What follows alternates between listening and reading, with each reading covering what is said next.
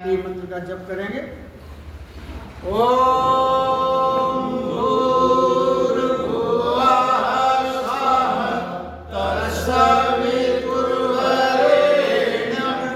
भर्गो देवस्य धीमहि धियो यो नः प्रचोदयात्। ओम नमो भगवते वासुदेवाय। श्रीमद् भगवद गीता अध्याय 8 अक्षर ब्रह्म योग, जिसका निरंतर आज दूसरा क्रम का विवेचन है। भगवान कृष्ण कहते हैं कि जो प्राणी अंतकाल में मेरे को ही स्मरण करता हुआ शरीर त्याग कर जाता है, वह मेरे स्वरूप को प्राप्त होता है। इसमें कोई संशय नहीं। अब यहाँ मुझसे, मेरे को मतलब मुझसे कृष्ण भगवान कह रहे हैं, मगर मुझसे का तात्पर्य क्या है? वो निर्द्युम ज्योति को आदि यज्ञ जो आपके अंतस में उज्ज्वलित है, उस परम पिता परमात्मा की उस ज्योति से मतलब है, उसी के स्मरण की बात कही है। अब अंत समय में स्मरण करने की बात आई तो भ्रांति क्या हो गई? सबको, ज्यादातर लोगों को पूरी जिंदगी याद करने की कोई आवश्यकता नहीं है, सिर्फ अंत समय में ही याद करना है। पूरी जिंदगी तो आप कोई जरूरत न समझे स्मरण करने की, अपनी मौज मस्ती जो भी आप संसारिक कामों में लगे रहें, अंत समय में स्मरण कर लें। भगवान ने यही तो कहा, अंत समय में। अब जिन्होंने, हमारे बात समझने की है, जिन्होंने जीवन भर शरीर व उससे संबंधित चीजों का स्मरण किया, जीवन भर अपने शरीर का, संसारिक चीजों की वस्तुओं का स्मरण किया, वह अंत में उस अशरीरी का स्मरण कैसे कर पाए? संभव ही नहीं। वो अशरीरी परमात्मा का स्मरण वो नहीं कर सकते जिन्होंने सारे जीवन अपने शरीर और वस्तुओं के संग्रह में ही उसी के स्मरण में, उसी में अपनी ऊर्जा लगाई। और एक बात जो और पिछले था उसको भी समझ लो। भगवान कृष्ण का अंतिम समय में स्मरण खुद करने की बात नहीं, स्वयं को स्मरण करेगा। अब अपने यहाँ क्या चलन हो गया, अंतिम समय कोई आया तो क्या कहते हैं, उन्होंने ये नहीं कहा भगवान ने कुछ सुन लेगा या कोई सुना दिया जाएगा किसी ना। तो अपने यहाँ क्या होता है, पंडित जी कान में राम राम कहने लगते हैं। अंतिम समय आया, कोई ना कोई गीता का कोई अध्याय लेके बैठ जाता है, गीता सुना दो भाई, उनका अंतिम समय आया। ऐसा नहीं कहा गया, भगवान कृष्ण ने ये बिल्कुल नहीं कहा। भगवान कृष्ण का आशा है जो मेरा नाम लेगा, जो मेरा नाम स्वयं लेगा और अंतिम समय में नाम वही लिख सकेगा। बहुत स्पष्ट बात है समझने की। अंतिम समय में नाम वही लिख सकेगा जिसने जीवन भर उस नाम की संपदा को संभाला हो, अनर्था नहीं ले सकेगा। जीवन भर जिसने उस संपदा के नाम को संभाला हो वही ले सकेगा। जीवन भर जो उस नाम में ऐसा रच बच गया हो कि मौत भी उस नाम के लिए बाधा न खड़ी कर सके, ऐसा रच बच गया हो जो उस नाम से, मृत्यु भी उसकी बाधा को न बन सके, वही नाम अंत में ले पाएगा। ये बात समझने की। और एक सूत्र और समझने का है, स्मरण भय से नहीं होता। भय से किया गया स्मरण की कोई मान्यता नहीं दी गई। स्मरण तो क्या, स्मरण तो परम आनंद में होना चाहिए। जब आप ईश्वर का स्मरण कर रहे हैं और आपको परम आनंद होना चाहिए। भय के कारण या भयभीत होकर स्मरण का महत्व नहीं है।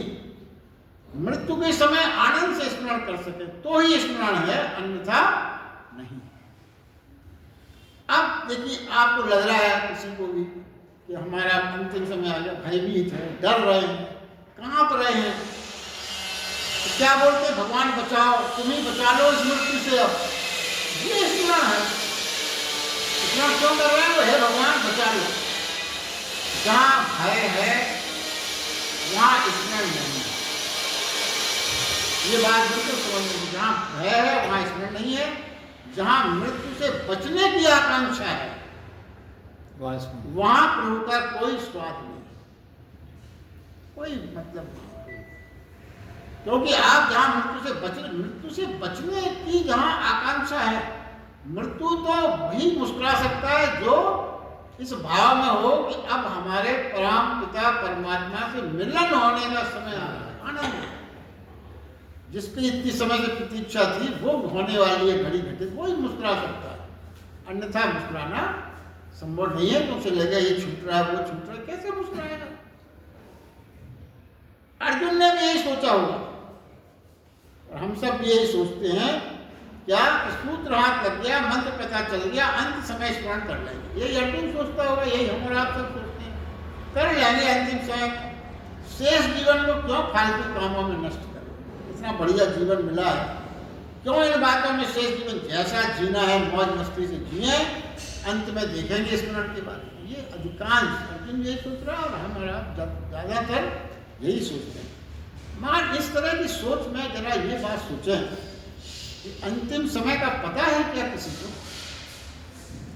अंतिम समय में कर लेंगे तो अंतिम समय क्या आपकी जानकारी में किसी की है कि अंतिम समय का पता है, क्या है, कब है? ये क्षण भी अंतिम हो सकता है। तो हम और आप कोई भी यहाँ बैठा, ये भी उसके जीवन का अंतिम क्षण होता है। इसलिए वो कहते हैं कि जिसने ये सोचा कि अंतिम समय में कर लेंगे वो निश्चित रूप से चूक जाएगा। हो सकता है एक शब्द जो आप कोई भी अभी बोल रहा हो, दूसरा शब्द बोल ही ना पाए, वही उसका अंतिम शब्द हो जाए, वही अंतिम क्षण हो जाए। श्री कृष्ण ने भी प्राणी की चतुरता को उन्होंने भांप लिया होगा निश्चित। ये तो हर आदमी यही सोचेगा। भगवान कृष्ण तो कमजोरियों को भगवान कृष्ण ने कभी उपेक्षा की दृष्टि नहीं देखा। वो संसारिक लोगों की कमजोरी का भी उन्होंने सम्मान करके उसका भी रास्ता बताया। भैया रास्ता का मतलब आपकी सोच को कैसे बदल दें, कैसे ट्रांसफॉर्मेशन कर दें, इसकी बात है उन्होंने कही। तो उन्होंने ये बात समझ ली होगी कि ज़्यादातर लोग ऐसा सोच सकते हैं। तो उन्होंने फौरन एक बात जोड़ी, एक सूत्र तत्काल उन्होंने जोड़ा, अंतिम समय में जो भाव होता है व्यक्ति उसी भाव को उपलब्ध हो जाता है। ये बड़ी वैज्ञानिक व्यवस्था है। आखिरी भाव बहुत कीमती है। किस भाव में है आखिरी समय प्राणी, वो बहुत ज्यादा कीमती है। लेकिन यदि आखिरी भाव संभालना है, यदि आपको अपना आखिरी भाव संभालना है, मतलब अच्छे भाव लाना है, तो संभालना है तो पूरा जीवन संभालना पड़ेगा, तभी आप आखिरी भाव संभाल सकते हैं। आप ये सोचो कि आखिरी समय हमारे पास बहुत आध्यात्मिक चेतना के भाव आ जाए, जीवन भर आपने किया नहीं कुछ, और आप अंतिम समय में चाहें इस समय तो बिल्कुल हरे राम हरे कृष्ण शिव भगवान सारी आध्यात्मिकता हमारे भाव में उतर आए, तो वो संभव नहीं है। इसलिए उसके लिए क्या करना पड़ेगा? अपना पूरा जीवन संभाल के चलना पड़ेगा, पूरा जीवन संभालना। क्योंकि यह जो भाव है, जो भाव अंतिम समय में आएगा वो क्या है? ये आपके सारे जीवन का निचोड़ है। जो सारे जीवन का निचोड़ होगा ना, वही अंतिम समय में आएगा। यह एक पूरे जन्म को तय कर जाता है। कितनी महत्वपूर्ण बात है। आप और हमारे अंतिम समय के भाव आपके आने वाले पूरे जीवन की यात्रा को तय करने वाले भाव हैं। तो कितना इंपॉर्टेंट चीज आप चूक रहे हो। तो ये बात इसलिए भगवान कृष्ण कहते हैं, बार बार ये बात कहते हैं, सदा उस भाव का चिंतन करता हुआ, सदा उस भाव का चिंतन करता हुआ, क्योंकि प्राणी सदा उस भाव के चिंतन में रहता है, सदा उस भाव के चिंतन में रहता है। अंतकाल में भी प्रायः उसी का स्मरण, जिस भाव में प्राणी ज्यादातर रहेगा उसी भाव का स्मरण भी उसको अंतकाल में होगा। और देखिए विशेष बात यह है कि स्मरण सतही और यांत्रिक न हो। जो स्मरण करने की बात है वो बहुत सतही ऊपर ऊपर ना हो, या मशीनी ना हो, यांत्रिक ना हो। अंदर कुछ सोच रहे हैं आप और मुंह से राम राम राम राम चल रहा है, अंदर कुछ और विचार चल रहा है। तो गड्डी वहां रखी है और इतनी उधार आना, ये चेक लगाना है, ये काम करना है। अंदर अंदर तो आप ये सोच रहे हो, ऊपर ऊपर ऊपर क्या चल रहा है? राम राम राम कृष्ण कृष्ण कृष्ण चल रहा है। तो ये क्या है? हार्दिक स्मरण और इसमें बहुत बड़ा अंतर है। अब समझे हृदय से स्मरण कैसे हो? हृदय से स्मरण कैसे हो? ये क्यों नहीं व्यवहारिक जीवन में हो पाता? अधिकतर स्मरण ऊपर ऊपर रह जाते हैं और हमको पता ही नहीं चलता। बहुत देर बाद अरे हम तो स्मरण कर रहे थे कि हम क्या सोचने लगे। ये सभी की कमजोरी है, ये नहीं है। और आप देखिए ध्यान में जाते जाते कभी कभी 2-3 मिनट बाद तो अरे ये हम तो ध्यान लगाने बैठे थे, क्या हम सोच रहे हैं, यहाँ जाना था वहाँ जाना था, शाम को तो एकदम से आदमी चौंक जाता है। तो वो कहते हैं यदि परमात्मा को धारण करना है, क्योंकि उसका अभ्यास भी बताया हृदय से स्मरण कैसे हो। बात तो कह दिया उन्होंने, मगर तरीके भी तो वही बताएंगे, तभी तो आप समझ पाएगा। वो कहते हैं पर यदि आपको हृदय से, तो हृदय को परमात्मा को हृदय में धारण करना है यदि, तभी तो उसका स्मरण होगा। धारण करने की बात प्रमुख है, जब आप परमात्मा को हृदय में धारण करो। अब परमात्मा को हृदय में यदि आप धारण करते हो तो हृदय बड़ा हृदय चाहिए। संकुचित हृदय से परमात्मा को धारण नहीं कर सकते। आपके हृदय बड़ा होना चाहिए। बड़े हृदय से मतलब ये नहीं है कि फिजिकली बड़ा चाहिए, आप उसका अर्थ समझ गए। बड़ा हृदय वाला, बड़ा दिल वाला है, कई बार ऐसी बातें आप हो तो व्यक्ति बड़ा दिल वाला। बड़ा दिल वाला का मतलब ये नहीं है कि उसकी साइज कोई फुटबॉल की तरह बड़ी होती है, ना। बड़े दिल वाला मतलब भाव से, महानता से, सोच से, कर्मों से, इससे बड़ा दिल वाला। तो वही वो कहते हैं कि संकुचित हृदय से उसको बुलाया नहीं जा सकता। परमात्मा को अगर आपको बुलाना है, अब देखिए जरा आप अपनी हालत, हम और आप जरा विचार करें, हमारे हृदय बहुत संकुचित है अधिकांश। अपन अपने हृदय में अपने किसी प्रिय प्राणी को भी पूरी तरह से विश्वास करके अंदर प्रवेश नहीं करा पाते। कोई आपका मित्र हो, कोई सगा संबंधी हो, उसको भी अपन हृदय में प्रवेश नहीं करा पाते। हृदय में प्रवेश कराने का मतलब बिल्कुल शंका ना हो, पूरी तरह से समर्पण हो, कोई आपको उसके पूरी तरह से विश्वास वाला आदमी हो, ऐसा व्यक्ति भी नहीं मिल पा रहा आजकल कि उसको हम अपने हृदय में इस भाव से प्रवेश करा सकें। तो फिर परमात्मा के प्रवेश की बात तो बहुत दूर है, अभ्यास ही नहीं है हमको। अब हमारे हृदय में जो आसानी से आज के युग में प्रवेश हो रही है, क्या हो रही है? वस्तु में प्रवेश हो रही है। व्यक्ति प्रवेश नहीं हो पा रहा, वस्तु में प्रवेश हो रही है। कैसे हो रही है? कोई हीरे जवाहरात सोने चांदी के आकर्षण में मरा जा रहा, पूरा प्रवेश उसी का है। धन के में, धन का कैसे धन आ जाए, इसकी वस्तुओं का, विलासता के पूर्ण साधनों के प्रेम में उलझा हुआ है। कैसे विलासता की पूर्ण सामग्री कैसे मिल जाए, और वही वस्तुएं हृदय में प्रवेश कर पाती। जो वस्तुएं हृदय में प्रवेश करेंगी ना, उसी को पाने के लिए तो अपन सारी ऊर्जा लगाएंगे। पहले तो वो वस्तु हृदय में आ जाए। तो आजकल के हृदय में क्या ज्यादा आ रहा है? वस्तुएं ज्यादा आ रही है। प्राणी नहीं आ रहा है, वस्तुएं आ रही है, और उन्हें जुटाने में ही सारी ऊर्जा लग जाती है। तो परमात्मा का नंबर तो आ ही नहीं पाता, कहां से आ पाएगा? अब जिसे परमात्मा को हृदय में लाना है, जैसा भगवान बता रहे हैं, उसे सबसे पहले क्या है? वस्तुओं के प्रेम के प्रति सजग होना। जितनी आवश्यक वस्तुएं हैं जीवन के लिए, उतनी से प्रेम करें, बाकी थोड़ा सा प्रेम को से सजग रहना पड़ेगा। ये पहली शर्त है। वह पहले व्यक्तियों के प्रेम को बढ़ाना पड़ेगा। पहली स्टेज क्या है? वस्तुओं के प्रेम को कम करें, और प्राणी जो आपके आसपास है उनके प्रेम को थोड़ा थोड़ा बढ़ाने की कोशिश करें। प्रेम बस उनको धारण करने की कोशिश करें। और जब व्यक्तियों के प्रति प्रेम गहरा हो जाए थर्ड स्टेज में, तो वस्तुओं का प्रेम गिर जाएगा, तो फिर व्यक्तियों के प्रेम को भी गिरा देना पड़ेगा। पहले वस्तुओं का प्रेम गिरा, फिर प्राणियों को धारण करना, और फिर थर्ड स्टेज में प्राणियों के प्रेम को भी गिरा दें, और फिर निर्व्यक्तिक प्रेम को उठाना पड़ेगा। फिर परमात्मा स्वरूप प्रेम को, व्यक्तियों के प्रेम को हटा के फिर उसको धारण करना। अब इस प्रक्रिया को यदि स्नेह किया, एकदम से नहीं होंगी ये बातें, वो भी समझते हैं। जितना प्रेम पात्र बड़ा होगा, जितना प्रेम पात्र हृदय का बड़ा होगा, आपका हृदय भी उतना ही बड़ा हो जाएगा। प्रेम, जितना प्रेम करने की क्षमता आपके हृदय की बढ़ेगी, उतना ही प्रेम पात्र आपका बड़ा होगा, उतना ही हृदय बड़ा होता जाएगा। फिर इसीलिए वो कहते हैं छोटे छोटे प्रेम में मत पड़ना। छोटे छोटे प्रेम में ही तो हम उलझे रहते हैं। उसमें वो कहते हैं उसमें मत पड़ना। कोई विराट, कोई विस्तार, जहाँ कोई सीमा नहीं हो, वहाँ उस प्रेम को धारण करें। जिनके प्रेम विराट होते हैं वो बहुधा परमात्मा की निकटता को हृदय की धड़कन में महसूस करने लगते हैं। जिनके प्रेम विराट होते हैं, जिनने विराट की ओर अपना प्रेम लगाया, बहुधा परमात्मा की निकटता को अनुभव करते हैं, हृदय की धड़कन को महसूस करने लगते हैं, परमात्मा की धड़कन को। तो अभ्यास करें, जहां भी क्षुद्र प्रेम हो उसे सजग हो जाना, और जहां विराट को मौका लगे उसे मौका देना।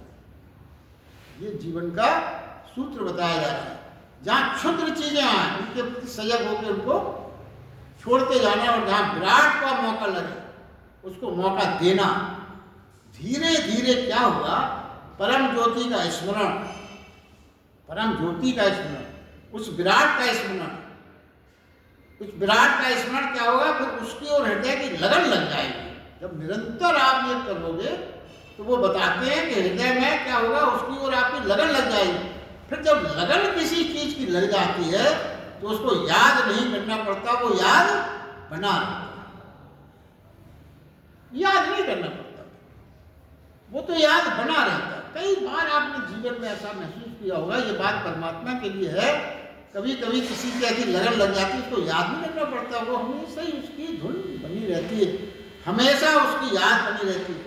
कितनी याद बनी रहती है कि उसे भूलना भी मुश्किल हो जाता है, फिर आप भुलाए नहीं भूलेंगे। और श्री कृष्ण भगवान यही कहते हैं, ऐसा हो सका यदि मेरा स्मरण, तो ही प्राणी निस्संदेह निसंशय मेरे स्वरूप को उपलब्ध हो जाता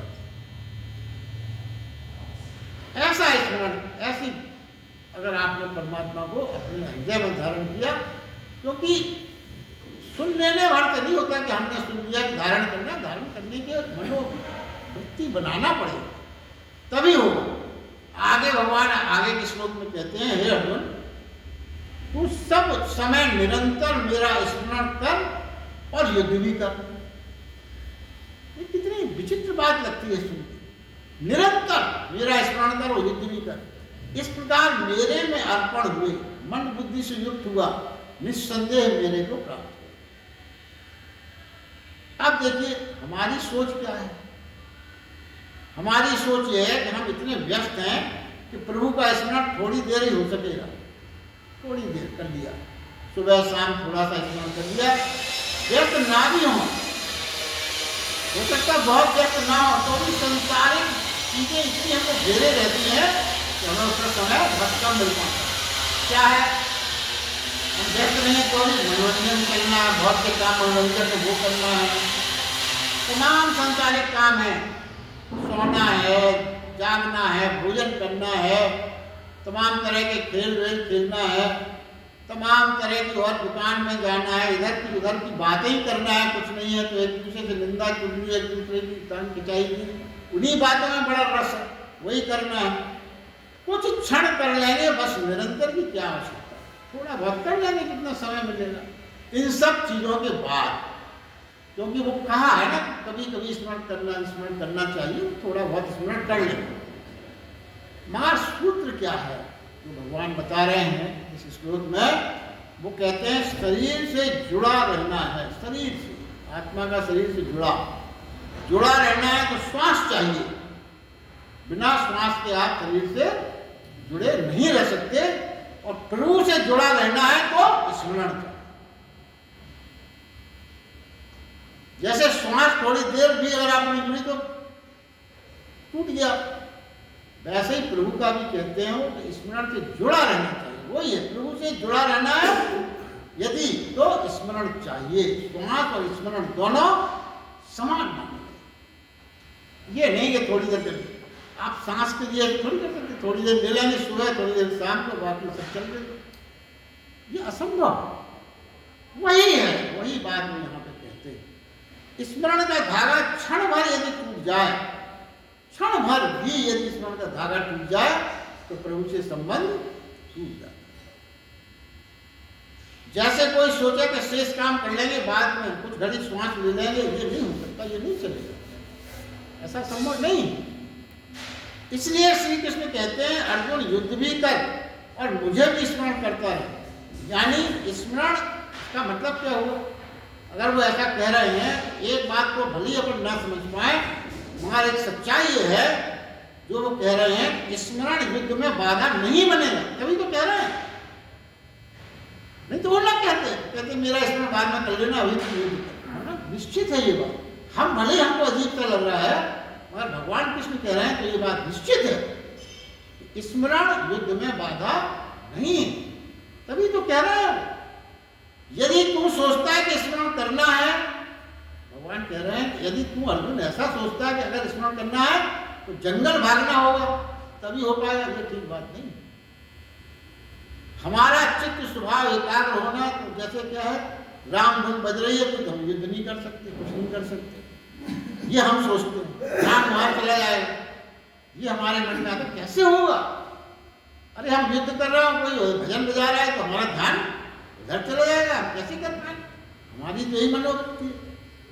मगर क्या है, वस्तुतः हमारा स्मरण, हम जो स्मरण की बात समझते हैं वही गड़बड़ है। भगवान के स्मरण की बात जो वो कह रहे हैं वो अलग है, और हम जो स्मरण के बारे में सोचते हैं उसमें बड़ा भारी अंतर है, इसलिए ये बात हम नहीं समझ पा रहे। हमारा स्मरण क्या है, नाम दोहराने से जुड़ा है, हम उसी को स्मरण मानते हैं जो हम नाम दोहराते हैं। पर होता यह है, नाम जबान पर रह जाता है, वह भीतर कुछ और चिंतन चलने लगता है। सच्चे स्मरण में नाम की तो जरूरत ही नहीं, सच्चे स्मरण में नाम की आवश्यकता नहीं। यही फर्क है हमारे और भगवान कृष्ण जो बताना चाहते हैं उसमें। तो एक बात स्पष्ट है कि कृष्ण भगवान जिस स्मरण की बात कर रहे हैं वो अलग है, निश्चित ही वह नहीं तात्पर्य जो हम समझते हैं, ये फर्क है। श्री कृष्ण का स्मरण का अर्थ है, एक तो भीतर याद रहे, भीतर हमेशा ये याद रहे कि परमात्मा है और परमात्मा है, ये भीतर हमको याद रहे। और अनुभव करो, क्या अनुभव करें हम, एक ज्योति है चारों ओर उसी का प्रकाश है, ये अनुभव करें। युद्ध करते हुए स्मरण कर, यानी अब युद्ध करते हुए स्मरण करें, इसका भाव क्या है, यानी ये भाव बनाए, क्या भाव बने, युद्ध जो कर रहा है वह, शत्रु सामने है वह, जो भी हो रहा है चारों ओर, कोई जीते कोई हारे, कोई परिणाम हो, इन सब के बीच परमात्मा ही सक्रिय है।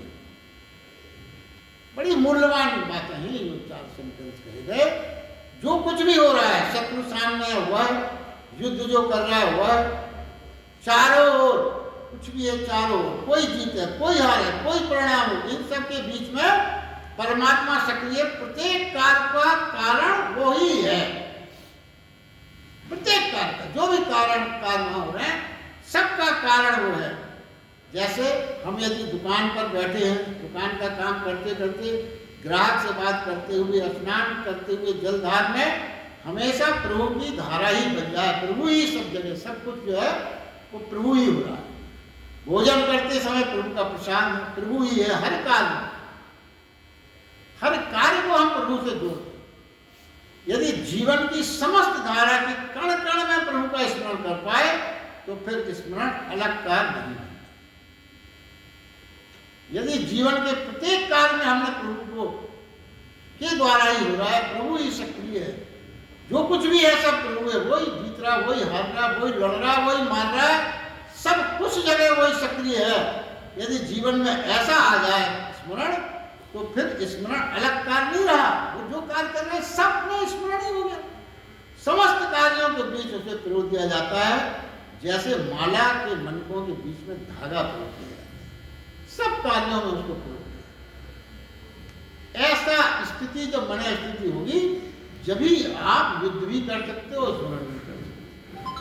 ये मतलब है जीवन के हर काम करते समय स्मरण करना जीवन के दैनिक कार्यों में बाधा नहीं।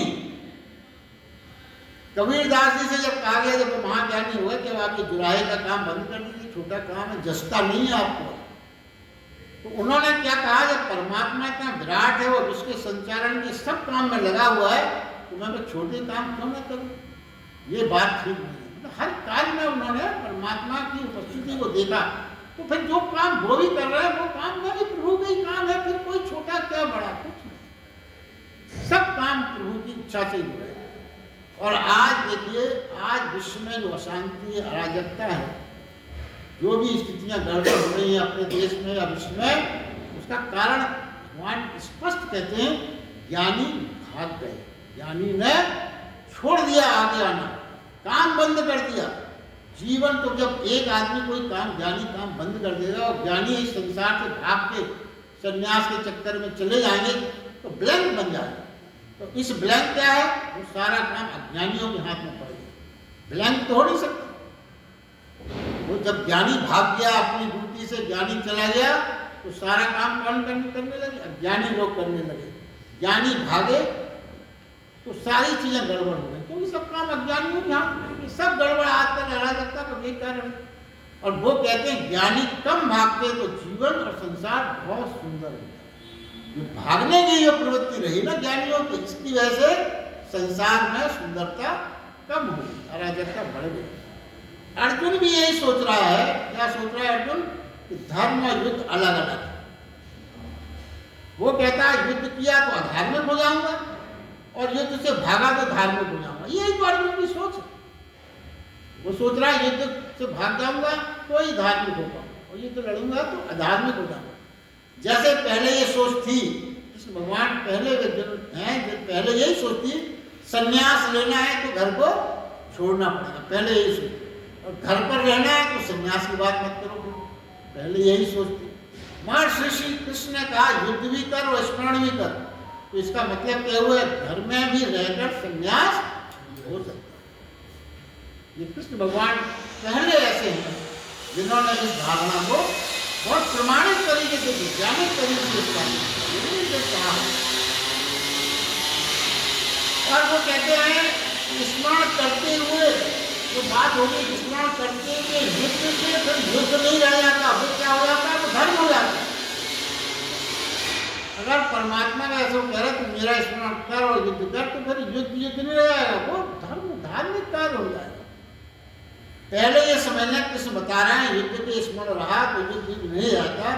वैसे ही अगर भाग कर गया तो भाग जाऊंगा तो स्मरण अच्छे से होगा, वो स्मरण की कला ना जाने तो संन्यास भी फिर संन्यास नहीं रहेगा। स्मरण की कला अगर आपको नहीं आई, किसी को भागता है जंगल में, फिर उसका संन्यास नहीं रह जाएगा। स्मरण तो वास्तव में इतनी बड़ी घटना है कि प्राणी का अमूल चूल जीवन ही बदल जाता है, पूरा बदलाव आ जाता है। कहते हैं अर्जुन से वो कि डर मत, भय मत कर, युद्ध से भाग मत, मन और बुद्धि से युक्त होकर मेरा स्मरण कर, तो निश्चय ही मुझे प्राप्त हो। अब एक अंतिम जो इसमें बात आई वो समझने की है। क्या है शब्द आया? मन और बुद्धि से युक्त होकर। इसका क्या तात्पर्य है, ये समझने की बात है। गीता में हर चीज जो है, जब तक हम अंदर से नहीं समझेंगे उसका आनंद कम हो जाएगा। कहा गया है मन और बुद्धि से युक्त होकर, इसका क्या अभिप्राय है ये समझें। निरंतर ऐसा होता है जीवन में, आप सबने समझा देखा होगा, बुद्धि कुछ कहती है और हृदय कुछ कहती है। सबके जीवन का ही अनुभव है, इसमें कोई समझने की बात नहीं। आपकी बुद्धि कुछ कहेगी, हृदय कुछ और कहेगा। हृदय कहेगा डूब जाओ भजन में, कब तक रुके रहोगे पदार्थों के साथ। हृदय से ही आवाज होती है, भजन कर लो, डूब जाओ, परमात्मा का ध्यान करो, पदार्थों के साथ। और बुद्धि क्या कहेगी, अरे अभी तो बहुत जीवन पड़ा है, पहले संसार को भोग लो, अच्छे से आनंद ले लो, बाद में देखा जाएगा। ये बुद्धि की बात है। परमात्मा भागा तो नहीं जा रहा, बुद्धि क्या कही, परमात्मा नहीं भागा थोड़ी जा रहा, फिर देख लेंगे। परमात्मा तो है, आदि है, अनंत है, सर्वदा है, नित्य है, तो कहीं कहाँ भागा जा रहा है, फिर देख लेंगे। संसार सामने है, बदलने वाला है, इसका आनंद पहले ले लो। और ये सोच की जो दरार है बुद्धि और हृदय के बीच में, ये जो दरार बनी रहती है ना, इस कारण स्मरण पूरा बुद्धि भी स्मरण करने को प्रोत्साहित करा सकती। कभी कभी बुद्धि, ये तो बुद्धि का काम ये नहीं है, बुद्धि भी कभी कभी आपको स्मरण करने के लिए प्रोत्साहित करेगी, मगर तब करेगी जब वो एक गणित लगाती है कि सफलता, स्वर्ग का सुख, नरक से बचत होगा, तो वो आपको उस तरफ ले जाएगी। मगर ये उसको क्या होना चाहिए, बुद्धि को सौदा लाभप्रद है, यदि प्रॉफिटेबल है, तो स्मरण कर लो। ना किया तो हानि हो सकती है, इसलिए कर लो। तो ये स्मरण बौद्धिक व्यापार है, ये स्मरण नहीं है, ये तो बौद्धिक व्यापार हो गया। ये बुद्धि मन की गहराई से प्रभु की प्यास नहीं जगी है, स्वदेवादी है। वो कहते हैं लाभ के स्मरण में, लाभ के स्मरण में धार्मिकता का भाव नहीं। लाभ के कारण, लालच के कारण, यदि आपने लोभ के कारण जो स्मरण है उसमें धार्मिकता कैसे हो? वो कहते हैं मन व बुद्धि युक्त कैसे हो? तो क्या है, थोड़ा सा अनुशासित रहना पड़ेगा। वो कहते हैं हृदय से पूछे लक्ष्य, कि हमारा एम क्या है, हृदय से पूछे, और बुद्धि को आज्ञा दें साधन जुटाने, ये करना है आपको, अपनी मत लगा, ये काम होना है। तो सारी बुद्धि को क्या है, साधन जुटाने की जगह धर्म बताएगा क्या करना है, और बुद्धि क्या बताएगी कैसे करना है। धर्म सुप्रीम हो गया, उसने बताया क्या करना है और बुद्धि बताएगी कैसे करना है। और बुद्धि हृदय की आज्ञा में चले, सचेत रहे, क्योंकि हृदय अर्पण करता है, हृदय हमेशा समर्पण अर्पण करता है। और बुद्धि क्या है, बुद्धि अर्पण कराना चाहती है, बुद्धि अर्पण कराना चाहती है, सारे संसार को हमारे सामने अर्पण हमें करे, और हृदय अर्पण करना चाहता है। तो क्या है, हृदय समर्पण है और बुद्धि अहंकार। समर्पण हृदय से होता है और बुद्धि अहंकार है। हृदय में अपूर्व विनम्रता है। इसलिए भगवान कृष्ण ने कहा, जो मन और बुद्धि से युक्त होकर मुझे अर्पण हुआ वो निस्संदेह मुझको उपलब्ध होगा, प्राप्त होगा। समर्पण ही उपलब्धि है, समर्पण ही पहुंच जाना है। जिसने रोका समर्पण को, जो व्यक्ति समर्पण से रुका वो वंचित नहीं जाएगा, निश्चित बात है। जिसने छोड़ा स्वयं को साहस किया वह पहुंच जाएगा जहां पहुंचने की बात। प्रभु के निरंतर स्मरण से एक और जोहार है, भगवान ने हर चीज को बहुत स्पष्ट बताया। एक और अड़चन है जिसको हमें ध्यान देना चाहिए। मनुष्य की एक स्वभाव है सभी का, ऊब जाता है। ऊब क्या है, अच्छे से अच्छी डिश जो आपको बहुत पसंद हो, बड़े प्रेम से आप खाते हो, मगर यदि हर वक्त दोनों टाइम आपको वही वही डिश दी जाएगी तो आप ऊब जाएंगे। अब नहीं, हटाओ। कोई गीत आपको बहुत पसंद हो, मगर अब एक बार सुन लिया, दो बार सुन लिया, वही वही गीत चलेगा तो आप निश्चित रूप से ऊब जाएंगे। निरंतर कोई चीज सुनना पड़े तो आप ऊब जाएंगे। यहां तक है मनुष्य का स्वभाव, अच्छाई, बहुत अच्छाई भी उबा देती है। बहुत आदर्शवादी बातें अगर निरंतर चलती रहें तो मनुष्य के मन में एक तरह की ऊब पैदा हो जाती है। अब जरा एक चीज जो बताना चाहते हैं वो समझने की बात है, वो ये है जिस पर ध्यान दे रहे हैं। अब विचार करें, परमात्मा तो सर्वदा एक सा, कोई परिवर्तन नहीं है। परमात्मा शाश्वत है, नित्य है, समान है। यानी परमात्मा भी एक रस है। जैसे डिश एक रस, जिससे समझा है, परमात्मा भी तो एक रस है, उसमें तो कभी कोई परिवर्तन नहीं है। तो ध्यान का जो मतलब बताया गया है, ध्यान का केवल एक अर्थ है, एक रसता से ना उड़ने का अभ्यास। ध्यान का मतलब ये एक, क्योंकि भगवान तो एक रस है, वो तो कभी कोई चेंज नहीं होना उसमें, कभी ना हुआ ना होगा ना संभव है।